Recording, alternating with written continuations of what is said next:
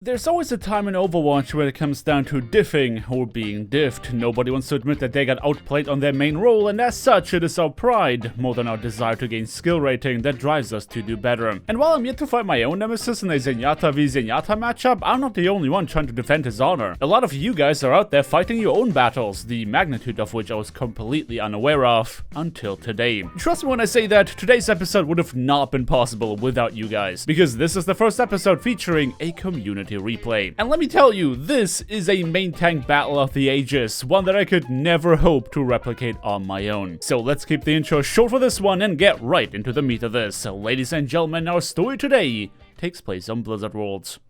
Now, you would be forgiven if you assumed that many Platinum matches are fairly uneventful. Plat is where people start to feel like they really know what they're doing without realizing that they actually have absolutely no idea what they're doing. But of course, that can look a bit different in the presence of Smurf accounts. Many of them disrupt their carefully curated competitive experience of the Platinum rank by unfairly leveraging both of their brain hemispheres. I mean, just look at them plotting and scheming there. Plots and schemes. Our protagonist for today, Weeaboo69420, was going to learn the hard way that they can't just get by being a rectangle man. And little did they know that this match was going to be their greatest challenge yet. Though the entry fight leading into this match would not suggest as much, a fairly standard choke point hold while featuring more stunts than is comfortable for a main tank allowed our hero to meet the enemy Reinhardt on even ground. It was comforting to know that each team was ready to support their respective tanks with every cooldown they had, but while the choke point fight was being held in fairly standard fashion, it was a very non-standard play that would give the defenders the edge. Flying in from the top ropes, Doomfist immediately deleted the opposing Ana with little retaliation. That same Doomfist may have overstayed their welcome eventually, but the damage was already done, allowing Weeaboo69420 to sigh in relief. So far, our hero was holding their own, but seeing as how both teams are supporting their tanks equally, it was only a matter of time that their performance would be tested. Naturally, Super Looper was not going to take that lying down. It is apparent in the way they are moving that they know a thing or two about how to play Reinhardt, but when they suffered from a shatter against a genuine Platinum player, I can only imagine how thin their patience must have grown. But not everyone on the attacking team was struck, allowing their Reaper to go for a trade while their McCree's flashbang stopped our hero from following up on their shatter. Momentum was beginning to build up for the attacking team, and when Super Looper noticed a tactical error sides of the defenders, they figured it was about time to press the advantage. It didn't take long for the attacking Reaper to return to the front line, and they were already doing a good job pressuring the defenders, but eventually Super Looper came in with a supporting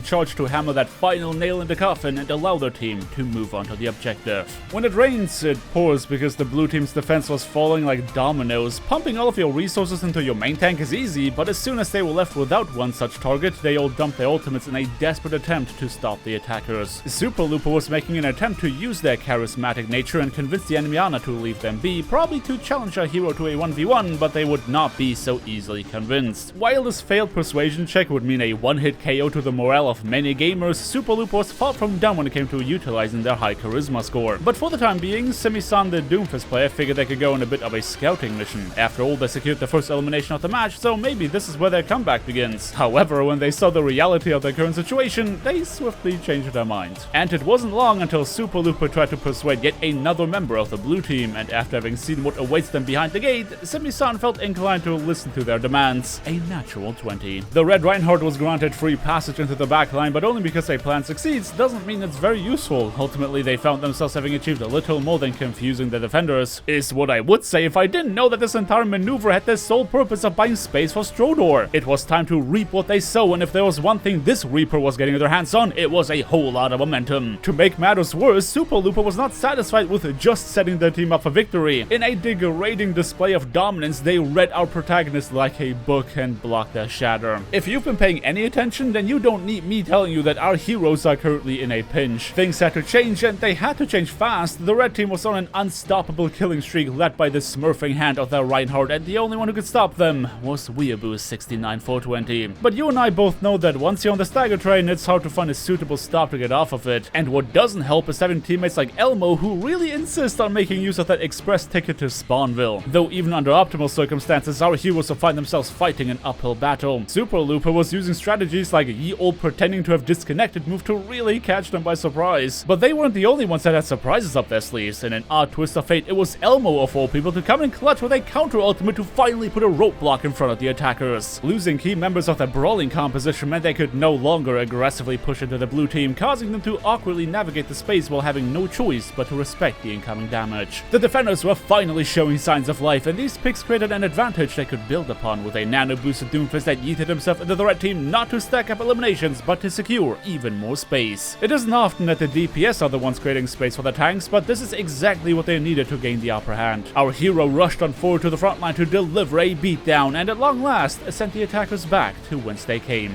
One thing a lot of Overwatch players don't think about is the morale factor. After having been grounded to a pace for 2 points straight, winning in such convincing fashion was of utmost importance to keep spirits high. And it definitely worked, though maybe it worked a bit too well. Having been the linchpin that got this whole turnaround started, Helmo figured he could go and continue to build on his momentum, but PLAT was catching up to him, and rather than taking the L, he decided to chase down the enemy, much to his team's detriment. Everything the blue team worked so hard to achieve was absolutely annihilated, and that in mere moments. The speed and ferocity of a brawl composition is not to be underestimated. All it takes is a decisive leader to make the right calls at the right time, and suddenly you find yourself amidst an avalanche that cannot be stopped. Our hero was making a valiant effort to turn things back around, but their desperation was more than apparent. Super Looper was getting into their head, and when one gets outplayed to such a decisive degree, one cannot help but start to doubt themselves. With their team in shambles and their morale at rock bottom, there was no way the blue team could stage a cohesive attempt at recontesting. Everyone desperately threw themselves at the objective to try and delay the inevitable, but it wouldn't take long for the attackers to overpower them. There was nothing left for our heroes to do but accept their fate, reconvene, and find a countermeasure, though there is no telling if a tank gap as obvious as that can ultimately be overcome. Actions are always louder than numbers. Even if you didn't believe me initially, I think you can understand now why I was so quick to call Super Looper a Smurf. There was absolutely no way they were a genuine platinum player the way they were outplaying Weeb in such unceremonious fashion, and unfortunately for our heroes, the nightmare was far from over. Super Looper had many more tricks up their sleeves, none of which are typical for this rank. You can see the damage that the previous round did. Everyone on the blue team was extra cautious of more nonsense coming their way right out of spawn, but their enemy was not what they expected them. After having made sure that Super Looper was not behind the spawn, Simi-san carelessly walked past the choke point to find himself unjustifiably surprised. Sure, the Red Reinhardt was taking a bit more of an explosive approach, but it was essentially the same defense lineup they chose the first time around. Either way, a couple of very delayed reactions later, they succeeded in eliminating the Reinhardt, but suddenly found themselves bomb rushed. The red team's use of cooldowns was not bad at all for this rank, though it was obvious that they expected that to be enough to win the fight. When our heroes had proven to be more resilient than that, it appeared as though the defenders were lacking direction in light of their Reinhardt's disappearance. Weeaboo 69-420 on the other hand was still alive and kicking, guiding the team towards the high ground to initiate their first attempt at assaulting the objective. But a decisive team they were not. They had the enemy team's respect, but not the confidence to claim the space that rightfully belonged to them. And when Super Loop had returned to the front line, you could immediately tell that the blue team began second-guessing themselves. That made them easy prey for their smurfing opposition. The Red Reinhardt continued trying to intimidate the attackers, and while it was commendable that we succeeded in countercharging, all it took was them dropping their barrier for just a second to allow the red team to bulldoze them back to spawn. And of course things had to get even worse because their Ana ended up staggered. But Looper wouldn't be super if they didn't immediately proceed to try and set up a new defense. Of course, their definition of what constituted as such might be a bit different than that of the average platinum player, but only time would tell if they could continue to wrap our heroes around their finger. And well, what can I say, another successful charisma check later, even Weeaboo 69-420 would find themselves to be charmed. Though as we all know, hostile actions break the charmed condition, and the blue team immediately began dogpiling onto Super Looper. But little did Weeb know that they were playing right into their hands. The remaining defenders were fully prepared to keep their tank alive, and of course, they also saw that shadow coming a mile away. Their brawling strategy was in full effect, and what does every sensible Overwatch player do when they are decisively winning? That's right, BMing the enemy. There was no shortcut, no easy way to overcome the challenge in front of them. Any advantage they succeeded to build upon was ultimately crushed along with their spines. It was a so sobering realization, but our heroes could not just continue to react to Super Looper's nonsense. The only way to win was to meet them on even ground.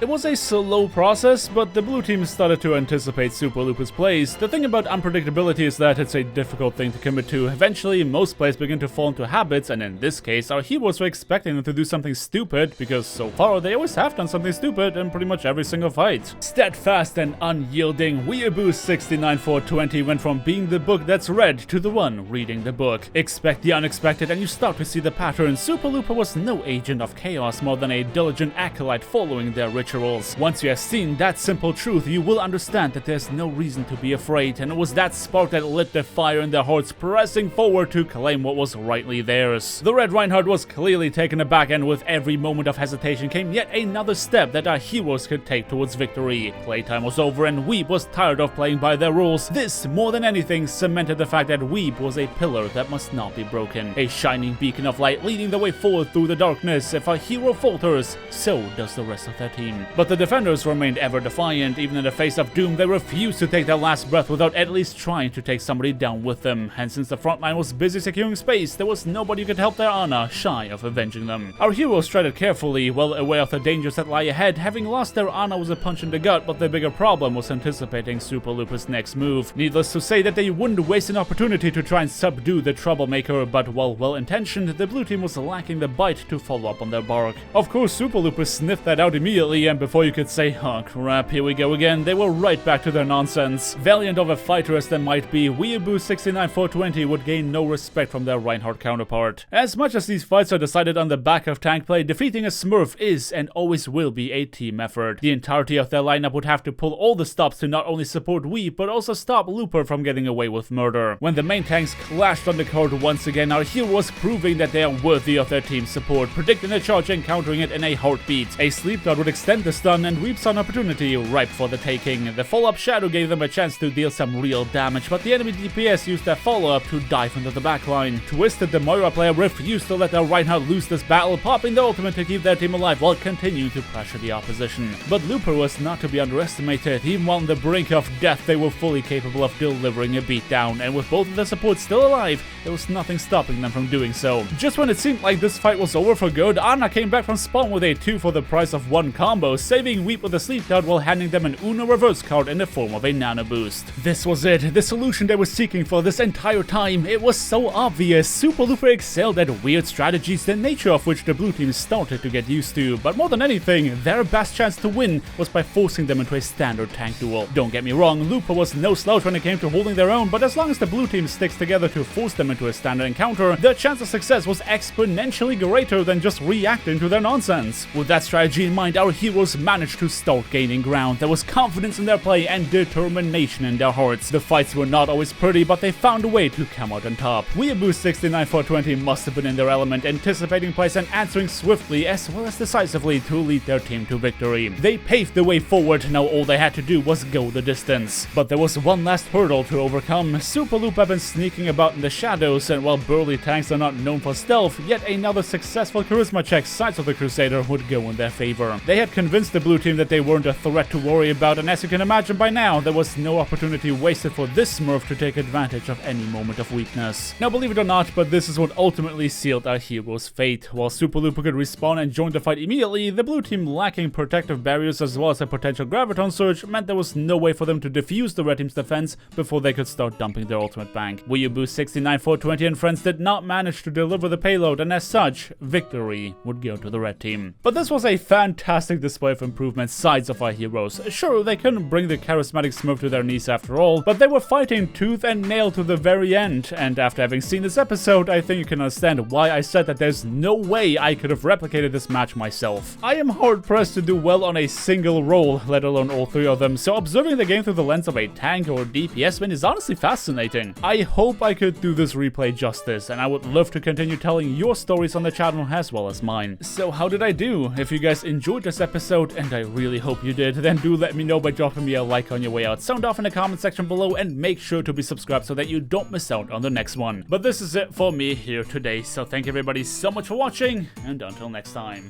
peace!